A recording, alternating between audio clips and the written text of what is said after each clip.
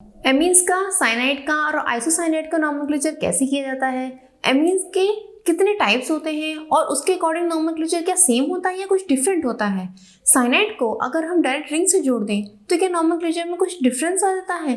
तो ये सब हम आज की वीडियो में जानने वाले हैं कुछ इंपॉर्टेंट पॉइंट्स के साथ। हेलो स्टूडेंट्स, आप सबका स्वागत है आपके प्यारे से चैनल केमिस्ट्री सार में। और आज हम पढ़ने वाले हैं एमीन्स का नॉमेनक्लेचर। प्रीवियस वीडियो में हम बहुत कुछ पढ़ चुके हैं, जैसे पॉलीफंक्शनल ग्रुप्स का हम कैसे नॉमेनक्लेचर करेंगे, हमने एसिड्स तक कंप्लीट कर लिया था। अब हम एमीन्स पढ़ेंगे आज और साइनाइड और आइसोसाइनाइड पढ़ेंगे। फर्दर वीडियो में आपका जो मेन रह जाता है वो रह जाता है आपका बेंजीन कंपाउंड्स का nomenclature, then cyclic compounds, bicyclo compounds जो होते हैं उनका नॉमेनक्लेचर, स्पाइरो कंपाउंड्स का नॉमेनक्लेचर वो हम फर्दर वीडियो में पढ़ेंगे। ठीक है, तब आपका चैप्टर कंप्लीट हो जाएगा। तो चलिए आज शुरू करते हैं एमीन्स। देखिए, एमीन्स का नॉमेनक्लेचर जानने से पहले ये जानना बहुत ज़रूरी है कि एमीन्स कितने टाइप की होती हैं। जब तक आपको टाइप नहीं पता होगा, उनकी स्ट्रक्चर नहीं पता होगी, तो आप कैसे निकालोगे, नाम कैसे दोगे। ठीक है, तो पहले हम थोड़ा सा यही सीख लेते हैं। देखो, जो एमीन्स होती है ना, वो एमीन्स 3 टाइप की आप पढ़ते हो, primary amines, secondary and then tertiary.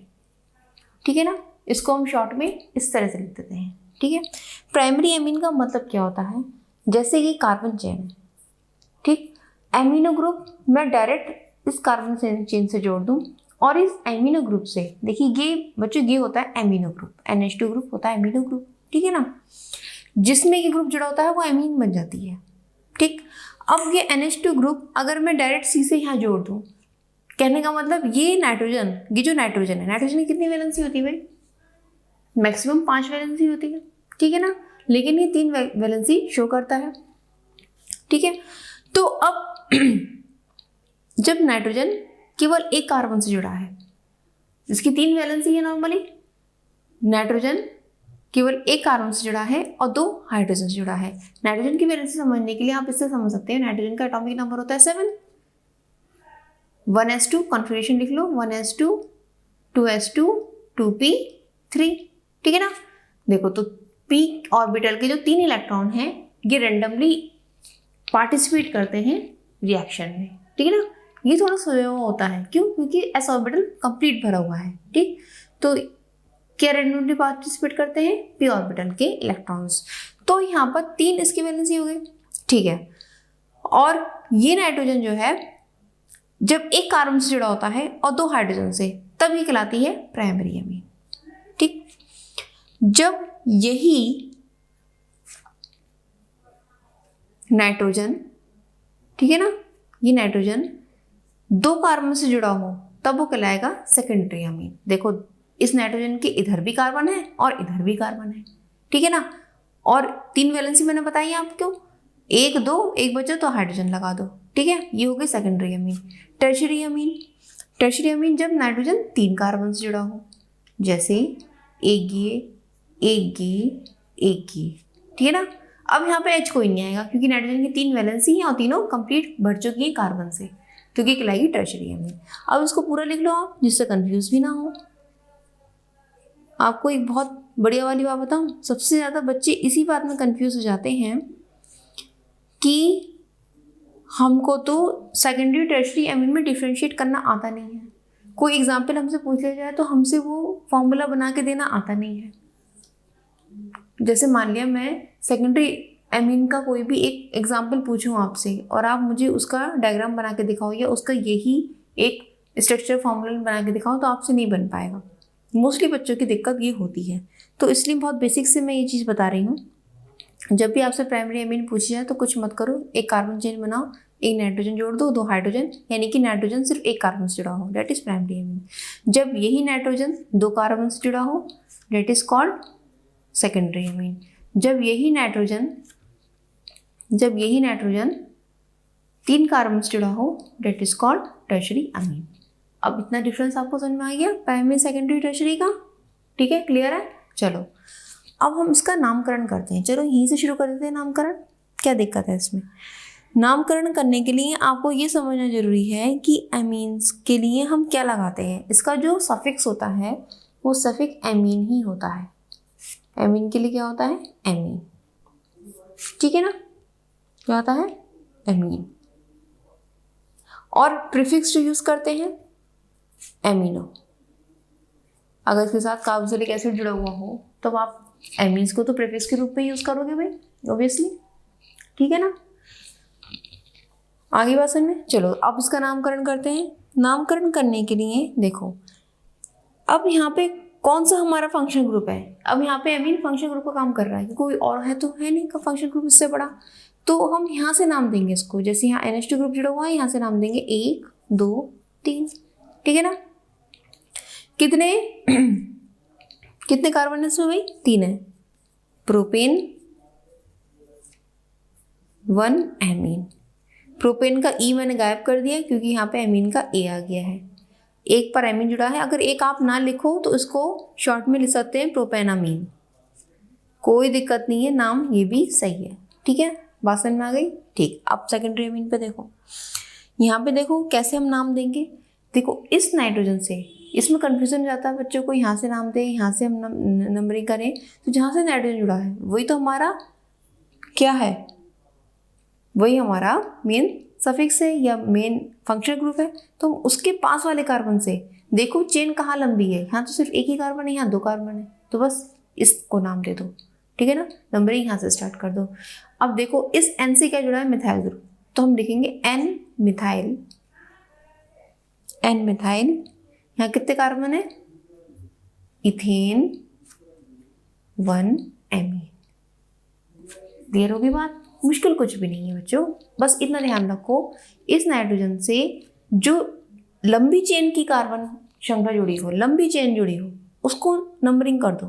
बाकी जो छोटी चेन है उसको N मिथाइल हो या इथाइल हो या प्रोपाइल हो, एसिटाइल हो, इथाइलिडीन हो, जो भी कोई ग्रुप हो वो आप उसको जोड़ दो और बाकी इसका नामकरण कर दो, इसकी पोजीशन बता दो बस। अब यहाँ देखो, यहाँ भी आसान है करना। यहाँ देखो क्या है, ये भी बिल्कुल सेम ऐसी है। देखो 1 2 2 कार्बन है, यहाँ एक कार्बन जुड़ा है, तो यहाँ हमारे सब्स्टिट्यूट बन जाएंगे। क्या होगा, N N डाई मिथाइल। अब देखो दोनों एक जैसे ग्रुप है ना, तो मैंने कह दिया N डाई मिथाइल। अगर यहाँ पे इथाइल होता तो N इथाइल N मिथाइल मैं ऐसा लिखती, ठीक। चूंकि अब दोनों एक जैसे हैं तो N di methyl ethane 1 amine. Clear होगी बात, समझ में आ गया। तो इस तरह से आप ये लिख लो, ये इंपॉर्टेंट है आपको डिफ्रेंशिएशन करने में भी और उसको समझने में भी, ठीक है ना। अगर ये चीज़ माइंड में है तो कोई कितनी भी मुश्किल एमीन आपके सामने आ जाए, कितनी भी मुश्किल, आप पहचान जाओगे। सबसे पहली बात आप पहचान जाओगे ये प्राइमरी है, सेकेंडरी है या टर्शरी है, सबसे बड़ी बात।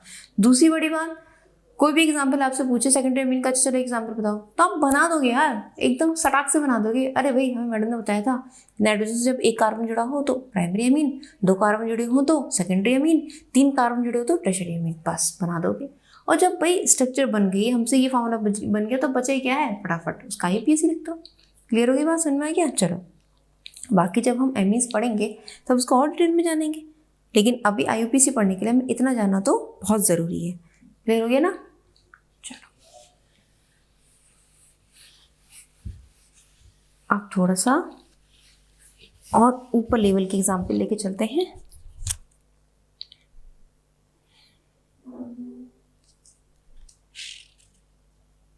चलो थोड़ा सा अब इसमें ट्विस्ट डालते हैं। भाई देखो ट्विस्ट डालना तो जरूरी है, बिना ट्विस्ट का मज़ा कैसा आएगा। जब तक खिचड़ी में बढ़िया सा तड़का ना लगे, या कहूँ दाल में तड़का ना लगे, दाल में टेस्ट भी नहीं आता है ना। थोड़े थोड़े तड़का की मात्रा बढ़ाते जाएंगे, ठीक। करो जरा नंबरिंग, कहाँ से करोगे भाई, भाई ये तो सब्स्टिट्यूएंट है, ये इससे ऊपर है, बस ठीक।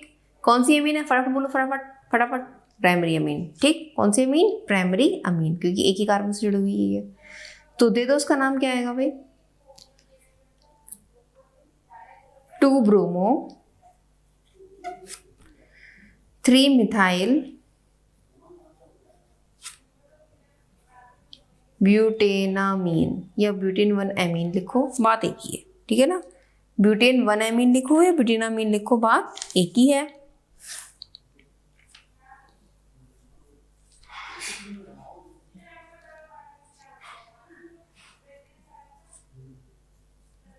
इसका बताओ, पहले पहचानो कौन सी अमीन, इस नाइट्रोजन से एक कार्बन एक कार्बन है, सेकेंडरी अमीन। अब हम नाम कैसे देंगे? नहीं, मैडम ने तो बताया था नाइट्रोजन के पास जो कार्बन होता है वहां से नंबरिंग करते। बच्चों एक बात और ध्यान रखो, नोट बना के लिख लो। Amine is not terminal group.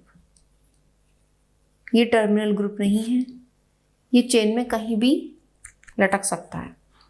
ये टर्मिनल नहीं होते, वो चेन में कहीं भी आ सकते हैं। ठीक है, क्यों नहीं है टर्मिनल? क्योंकि इसके पास कार्बन नहीं है। जिन पे कार्बन होता है वही टर्मिनल ग्रुप होते हैं मोस्टली। ठीक है, तो जब टर्मिनल ग्रुप नहीं है तो ये तो बीच में लटका दिया भाई, यहाँ भी कार्बन बराबर, यहाँ भी कार्बन बराबर।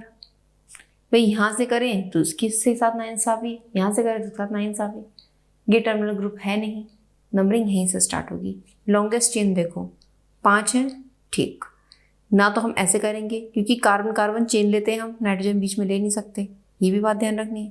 कार्बन कार्बन चेन लेते हैं, नाइट्रोजन बीच में ले नहीं सकते, तो ऐसे भी नहीं, ऐसे भी नहीं, या तो ऐसे। ठीक है, और यही ऑप्शन बचता है कि ऐसे। अब इसको चाहे इंपॉर्टेंट डाल लो, क्योंकि जहाँ कंफ्यूजन है वही इंपॉर्टेंट बन जाता है। अब करो उसका 2 नाम। क्या जुड़ा हुआ है इससे? 2 कार्बन जुड़े हैं, यानी कि N ethyl pent 3 amine. Clear होगी बात? तीसरे नंबर पे कार्बन है और उससे हमारी एमीन ग्रुप जुड़ा हुआ है। ठीक है, समझ में आया? चलो ना कर लिया, अब आगे बढ़ते हैं।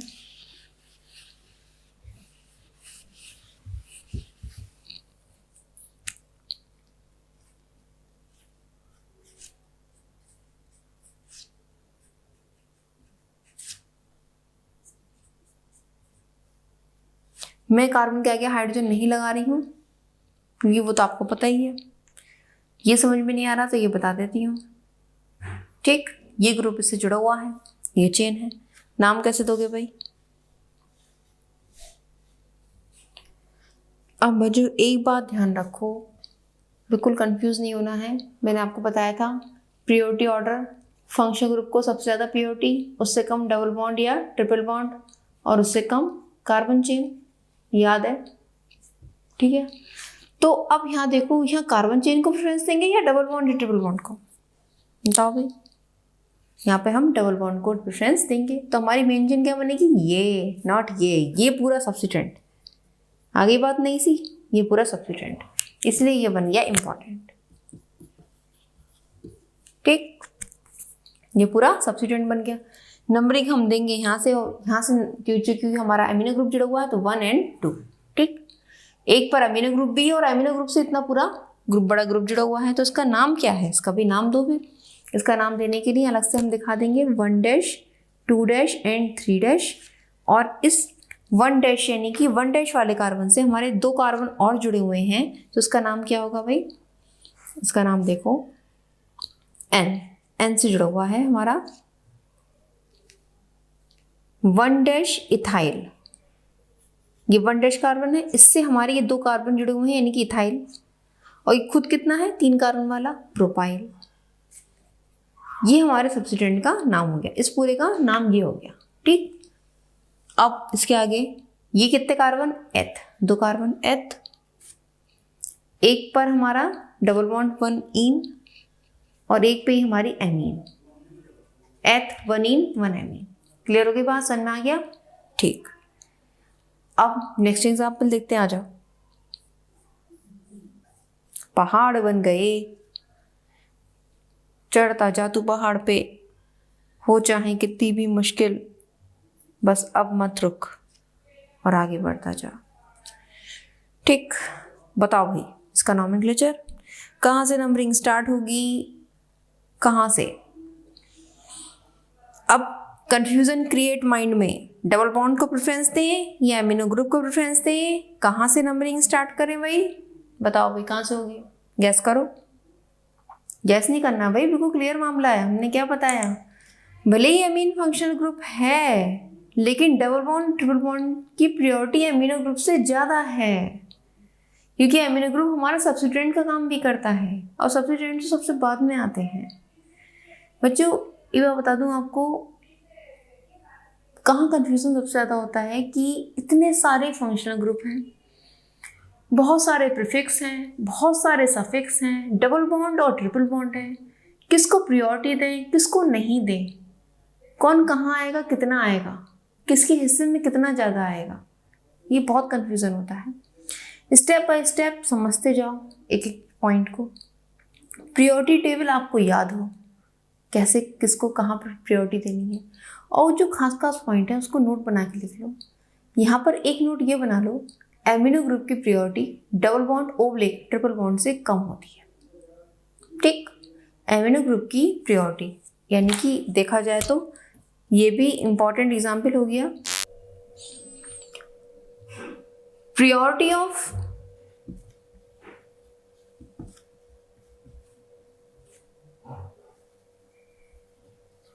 amino group is less than double bond oblique triple bond. ठीक है, इसको जो है नोट बना के लिख लो। अब इस रूल को हम लगाएं तो नंबरिंग कहाँ से स्टार्ट होगी? यहाँ से नहीं, यहाँ से स्टार्ट। ठीक, 1 2 3 4 5 6 7। ठीक, अब नाम दे दो, नाम देने में है क्या? देखो भाई, नाम क्या बनेगा? N bromo. ये कौन सा ग्रुप है भाई? बच्चों ये वाला जो ग्रुप होता है वो होता है इथाइलिडीन। मैंने आपको प्रीवियस वीडियो में भी बताया था। N bromo comma N ethylidene. Ethylidene कितने कार्बन? 7 हेप्ट,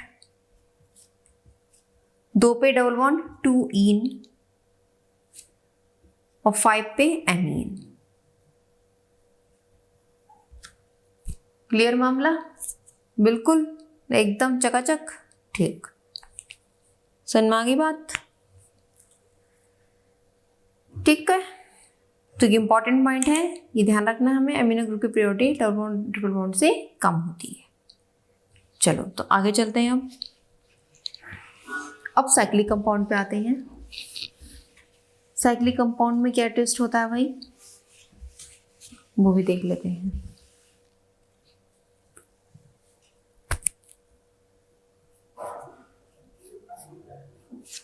देखो ये साइक्लिक है,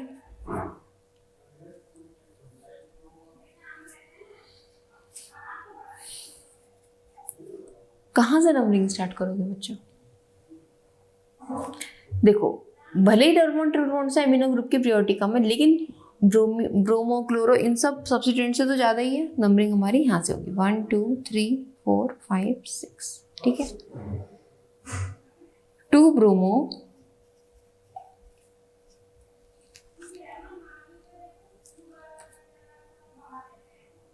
2 ब्रोमो साइक्लो हेक्सेनामीन। क्योंकि देखो अमीन क्या है यहाँ पे, अब यहाँ पे ये तो सफिक्स बन गया और ये प्रीफिक्स बन गया। ठीक है ना, ये सब्स्टिट्यूएंट बन गया। सब्स्टिट्यूएंट का नाम पहले दे दिया हमने, 2 ब्रोमो साइक्लो हेक्सेनामीन। क्लियर होगी बात? ठीक है, समझ में आ गया। चलिए तो अब चलते हैं हम साइनाइड्स पे। साइनाइड का नोमेनक्लेचर कैसे करेंगे? साइनाइड क्या होते हैं भाई? जब C ट्रिपल बॉन्ड N ये ग्रुप जुड़ा होता है किसी भी हाइड्रोजन या किसी भी कार्बन चेन से, तो हम उसे बोलते हैं साइनाइड। साइनाइड के लिए जो हमारा सफिक्स यूज होता है वो होता है नाइट्राइल। ठीक है, दोनों एक साथ पढ़ते हैं। चलो, साइनाइड और आइसोसाइनाइड। साइनाइड होता है C ट्रिपल बॉन्ड N और आइसोसाइनाइड होता है N ट्रिपल बॉन्ड C, जब ये कार्बन से जुड़ा हो और यहाँ पर N कार्बन से जुड़ा हो, यानी कि चेन से यहाँ जुड़ा होगा ये कार्बन, वहाँ चेन से जुड़ा होगा नाइट्रोजन। ठीक है, इसके लिए हम सफिक्स यूज करते हैं, इसके लिए सफिक्स यूज करते हैं नाइट्राइल। ठीक है, और इसके लिए होता है आइसोनाइट्राइल। इसके लिए प्रीफिक्स होता है हमारा साइनो और इसके लिए होता है आइसोसाइनो। ठीक है, चलो शुरुआत करते हैं। अगर सिंपल है बिल्कुल, हाइड्रोजन से जुड़ा है, तो हम कहेंगे मिथेनामीन, वो सॉरी मीथेन नाइट्राइल। एक कार्बन है, देखो यहाँ पर हम साइनाइड के कार्बन काउंट करेंगे, मीथेन नाइट्राइल। क्लियर? आगे बात समझ में? ये है मीथेन आइसोनाइट्राइल, ये हो गया हमारा आइसोसाइनाइड। क्लियर होगी बात? अब मैं यहाँ पे एक चेन ले लेती हूँ। कितने कार्बन? 3, propane nitrile. यहां पे देखो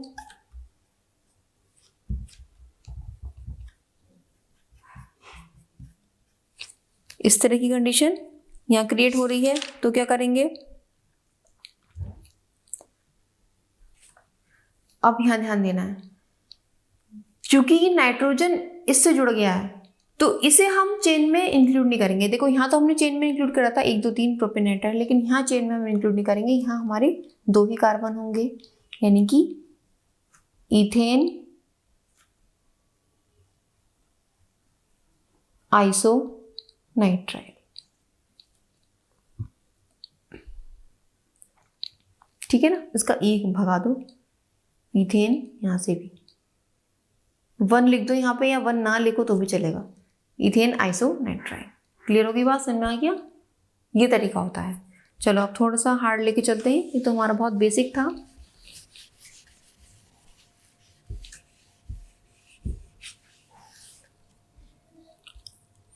ये तो बहुत बेसिक सा था बच्चों, थोड़ा सा हार्ड लेते हैं। चलो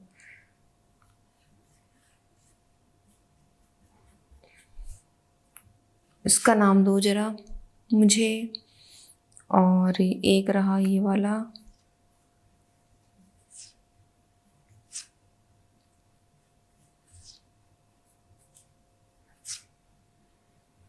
और एक है हमारा, एक और आ जाएगा ना।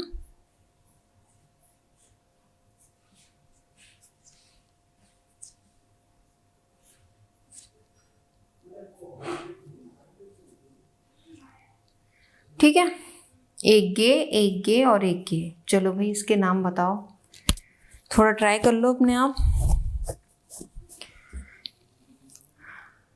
ठीक है, शुरू करते हैं।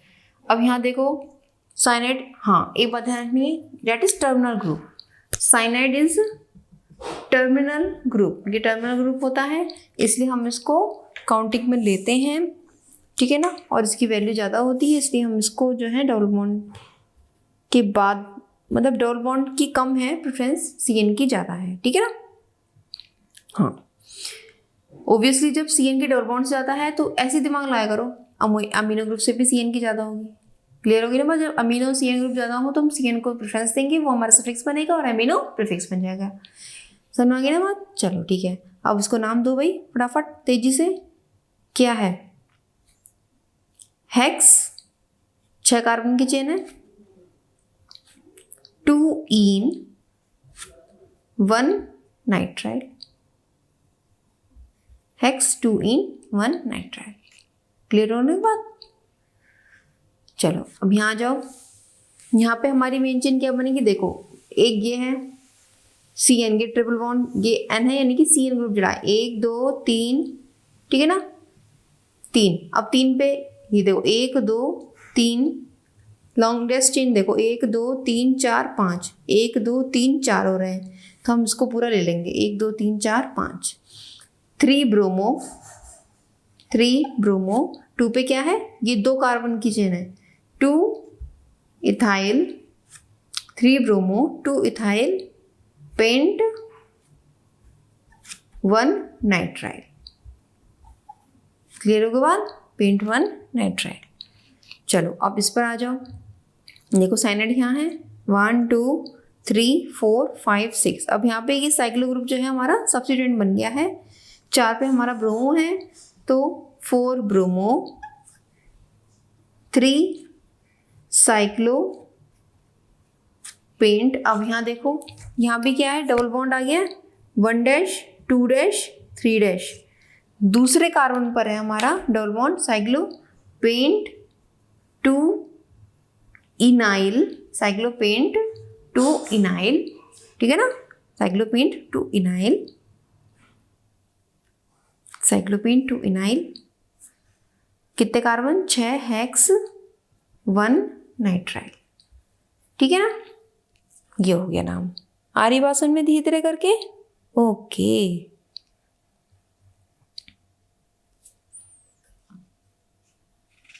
नोट कर लिया आपने। चलो एक एग्जाम्पल और देखो, एक एग्जाम्पल और देख लेते हैं।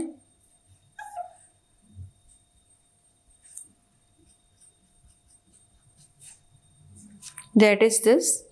अब इसमें नाम कहाँ से देंगे भाई? देखो, ऐसी कंडीशन में जहां CN है, ठीक है ना, और डबल बॉन्ड भी है, डबल बॉन्ड को हम नेग्लेक्ट नहीं कर सकते, चाहे कार्बन चेन कितनी लंबी हो। अगर मैं यहाँ पे सपोज करो ये लिख दूँ, अब आप कहो चलो आप यही ले लेते हैं, थोड़ा सा ऐसा ले लो तो जरा कंफ्यूजन क्रिएट हो। चलो अब ये वाला ले लेते हैं। यहाँ पर हमारी मेन चेन कौन सी बनेगी भाई? साइनाइड को तो आप नहीं छोड़ सकते, इसको तो नंबर 1 दोगे ही दोगे। अब बच्चे क्या करते हैं, मोस्टली यहाँ से ऐसे कर लेते हैं, ये गलती है। यहाँ डबल बॉन्ड है, इसको हम स्किप नहीं कर सकते, तो ये हमारी मेन चेन में आ जाएगा, ठीक है ना। ये सारा हमारा सब्स्टिट्यूएंट बन जाएगा, ये पूरा सब्स्टिट्यूएंट बन गया।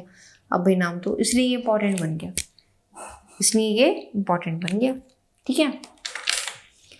अब देखो, दूसरे नंबर पे हमारा पूरा ये ग्रुप जुड़ा हुआ है, दूसरे नंबर पे ये ग्रुप जुड़ा हुआ है, तो इसका नाम दो। इसका नाम देने के लिए हम क्या करेंगे, इस कार्बन से 1 dash 2 dash 3 dash 4 dash 2 1 dash bromo. कितने कार्बन है, 1 2 3 4, ब्यूटाइल, ठीक। यहाँ कितने हैं, यहाँ भी 4 है भाई, ब्यूट 3 इन 1 नाइट्राइल। अब यहाँ से इन का ई हटाने की जरूरत नहीं है, क्योंकि यहाँ पर क्या है, नाइट्राइल है, N है, कोई दिक्कत नहीं है, 1 नाइट्राइल। समझ में आ गई बात? तो ये इंपॉर्टेंट हो गया आपका। अब साइक्लिक में देखते हैं क्या कंडीशन रहती है।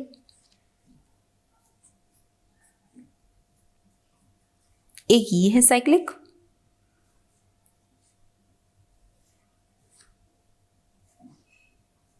और एक ये है। दोनों में क्या डिफरेंस है, या दोनों का नॉमेनक्लेचर एक ही जैसा होगा? कुछ तो डिफरेंस है भाई, ध्यान से देखो। ये कार्बन है और ये कार्बन है, ये चेन है कार्बन की 1 2, ये यहाँ पे सब्स्टिट्यूएंट का काम कर रहा है, जबकि यहाँ पे साइनाइड ग्रुप डायरेक्ट रिंग से जुड़ा हुआ है। देखो ये कुछ इस तरह से है, ये तो है, ये डायरेक्ट रिंग से जुड़ा हुआ है ये, ठीक है ना। तो इसका अलग होगा, इसका अलग होगा। कैसे होगा, देखो यहाँ पर क्या है, दूसरे नंबर पे 2 साइक्लोपेंटाइल, साइक्लोपेंटाइल एथेन 1 नाइट्राइल, ठीक। ऐसी ही गलती आप यहाँ करोगे, क्या कर दोगे, 1 साइक्लोपेंटाइल मीथेन नाइट्राइल, लेकिन ये नाम नहीं होगा। तो फिर क्या नाम होगा भाई? इसका नाम होगा, क्योंकि ये डायरेक्ट रिंग से जुड़ा हुआ है, तो उसको हम बोलेंगे साइक्लोपेंटेन कार्बोनाइट्राइल। ये बात आपको ध्यान रखनी। मैंने आपको कार्बोक्सिलिक एसिड में, एल्डिहाइड में ये सब बताए थे पॉइंट्स, याद आ गया आपको कि जब रिंग से डायरेक्ट कोई भी ऐसा टर्मिनल ग्रुप जुड़ा है जिसके पास ऑलरेडी कार्बन है, तो वो कार्बोनाइट्राइल, जैसे एल्डिहाइड में कार्बोएल्डिहाइड, एसिड में कार्बोक्सिलिक एसिड, ये वर्ड जोड़ते हैं, ऐसे ही यहाँ पे हम जोड़ते हैं कार्बोनाइट्राइल। तो ये इंपॉर्टेंट पॉइंट हो गया, ये बहुत ज़्यादा इंपॉर्टेंट हो गया, और ये आपको ध्यान रखना है, ठीक है। नोट बना के इसको लिख लो। तो ये हो गया आपके साइनाइड। एक बहुत इंपॉर्टेंट पॉइंट और है, वो भी हम लेके चलते हैं।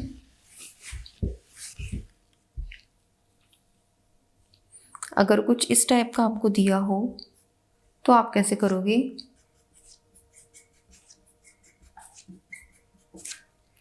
4 CN जोड़ दिए हैं। अब कैसे नाम दोगे? नंबरिंग हमारी बिल्कुल इसी तरह से होगी जैसे हमने भाई एल्डिहाइड में पढ़ के आ चुके हैं, कार्बोक्सिलिक एसिड में पढ़ लिए हम। ब्यूटेन 1, 2, 3, 4 टेट्रा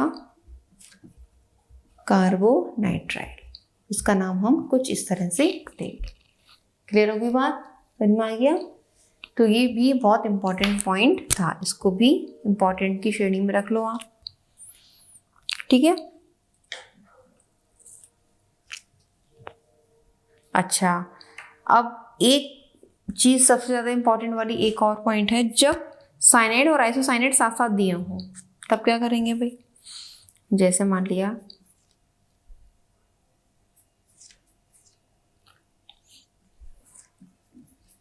पहले तो पहचानो कौन सा साइनाइड है कौन सा आइसोसाइनाइड है। देखो यहाँ नाइट्रोजन कार्बन से जुड़ा है तो ये क्या होगा? आइसोसाइनाइड। यहाँ नाइट्रोजन फ्री है, कार्बन से नहीं जुड़ा है तो क्या होगा? साइनाइड। इसमें मत जाओ कहीं तीर ना दिया हो, ऐसे दे दिया आपको, आप क्या करोगे भाई? यहाँ भी NC, यहाँ भी NC, कौन सा साइनाइड है कौन सा आइसोसाइनाइड है? तो जो कार्बन से जुड़ा है वो साइनाइड, जिससे नाइट्रोजन जुड़ा है वो आइसोसाइनाइड। समझ में आ गया ना? चलो तो अब नाम लिख दो इसका भाई। हम साइनाइड, जब साइनाइड और आइसोसाइनाइड दोनों टक्कर में आ गए तो प्रेफरेंस किसको मिलेगी? साइनाइड को। किसको मिलेगी? साइनाइड को, क्योंकि वो कार्बन चेन के नंबर को बढ़ाता है, वो टर्मिनल ग्रुप है, उसके पास कार्बन है, इसलिए उसकी वैल्यू है। ठीक। 3 पे क्या जुड़ा है? ये हमारा प्रीफिक्स बन गया 3 आइसोसाइनो प्रोपेन 1 नाइट्राइड, बस। ठीक है, एक प्रीफिक्स और एक सफिक्स। समझ में आ गया ना? तो ये हो गया आपका आज एमीन्स, साइनाइड एंड आइसोसाइनाइड का नॉमेनक्लेचर। अब थोड़ा सा होमवर्क में करना, खुद से करना।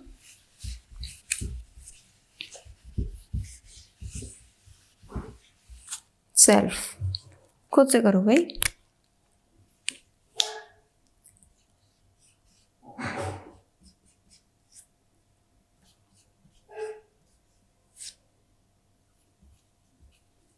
एक ही है,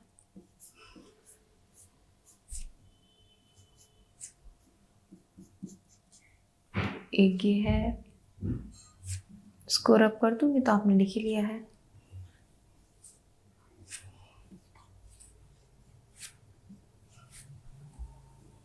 ये N जुड़ा है, इस N से एक C ये है और 2 C ये है।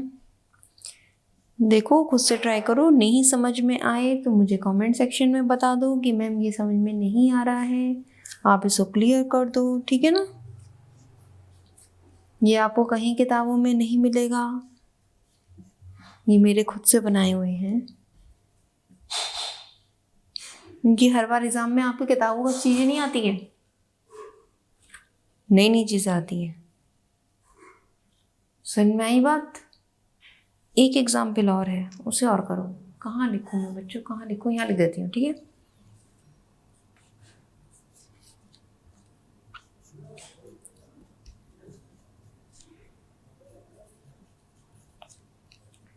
ठीक है।